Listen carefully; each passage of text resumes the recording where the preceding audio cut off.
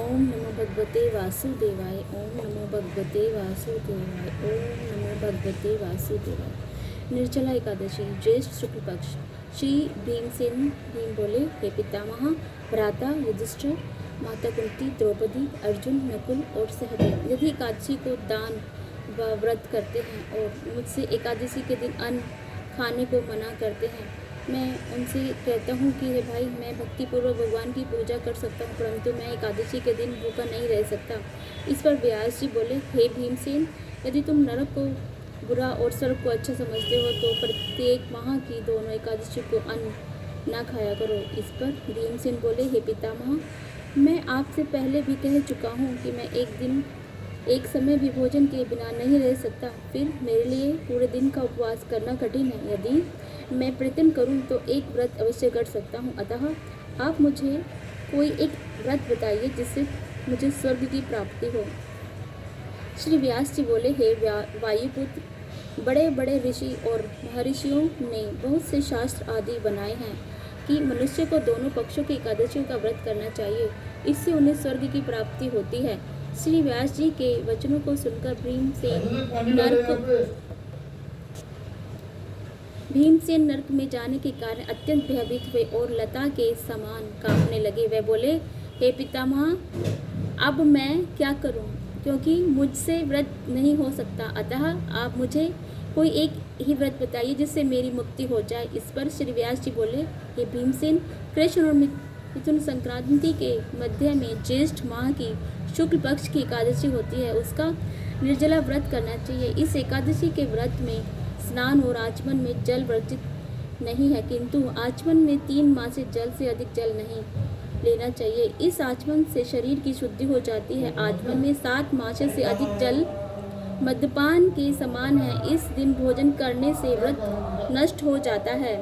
यदि सूर्योदय से सूर्यास्त तक मनुष्य जलपान न करे तो उसे 12 एकादशी के फल की प्राप्ति होती है। द्वादशी के दिन सूर्योदय से पहले ही उठना चाहिए और स्नान करके ब्राह्मण को यथायोग्य दान देना चाहिए। इसके पश्चात भूखे ब्राह्मण को भोजन कराना चाहिए, तत्पश्चात स्वयं भोजन करना चाहिए। इसका फल संपूर्ण एकादशियों के फल के बराबर है। हे भीमसेन, स्वयं भगवान ने मुझसे कहा था कि इस एकादशी का पुण्य समस्त तीर्थों को और मनुष्य के पुण्य के बराबर है। एक दिन निर्जल रहने से मनुष्य सब पापों से मुक्त हो जाता है। जो मनुष्य निर्जला एकादशी का व्रत करते हैं उनको मनुष्य के समान भयानक यमदूत नहीं दिखते।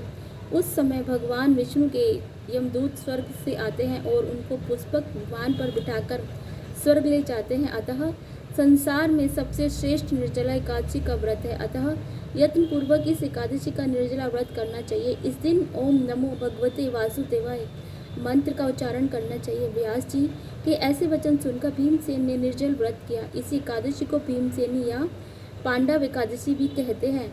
निर्जल व्रत करने से पहले भगवान की पूजा करनी चाहिए और उनसे विनय करनी चाहिए कि मैं दूसरे दिन भोजन करूंगा, मैं इस व्रत को श्रद्धापूर्वक करूंगा, इससे मेरे सब पाप नष्ट हो जाएंगे। इस दिन एक बड़े वस्त्र से ढककर स्वर्ण सहित दान करना चाहिए।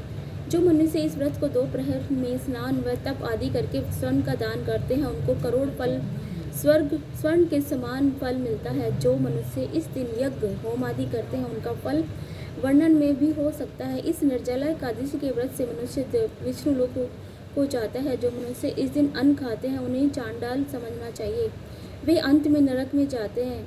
ब्रह्म हत्यारे, मद्यपान करने वाले, चोरी करने वाले, गुरु से द्वेष करने वाले, असत्य बोलने वाले इस व्रत को करने से मनुष्य स्वर्ग को जाते हैं। हे कुंती पुत्र, जो पुरुष या स्त्री इस व्रत को श्रद्धा पूर्वक करते हैं उनका निम्नलिखित कर्तव्य है। उन्हें सर्वप्रथम विष्णु भगवान की पूजा करनी चाहिए, नित्य तत्पश्चात भू का दान करना चाहिए। इस दिन ब्राह्मणों को दक्षिणा, मिष्ठान आदि देना चाहिए। निर्जला के दिन अन्न, वस्त्र, छल, उपनाह आदि का दान करना चाहिए। जो मनुष्य इस कथा को प्रेम पूर्वक सुनते व पढ़ते हैं उनको स्वर्ग की प्राप्ति होती है। भक्त को चाहिए कि वह अपनी कमजोरियों को अपने गुरुजनों या परिवार के बड़ों से न छिपाए, उन पर विश्वास रखते हुए उनकी अपनी समस्या उन्हें बताए ताकि वे उनका कोई उचित उपाय बताए, तथा बताए गए उपाय पर श्रद्धा और विश्वास पूर्वक अमल करना चाहिए। अपने पितामह व्यास की कृपा से भीमसेन भी इस एकादशी का व्रत करके सभी एकादशियों का फल प्राप्त करके स्वर्ग के भागी बने। ओम नमो भगवते वासुदेवाय। ओम नमो भगवते वासुदेवाय। ओम नमो भगवते वासुदेवाय। ओम नमो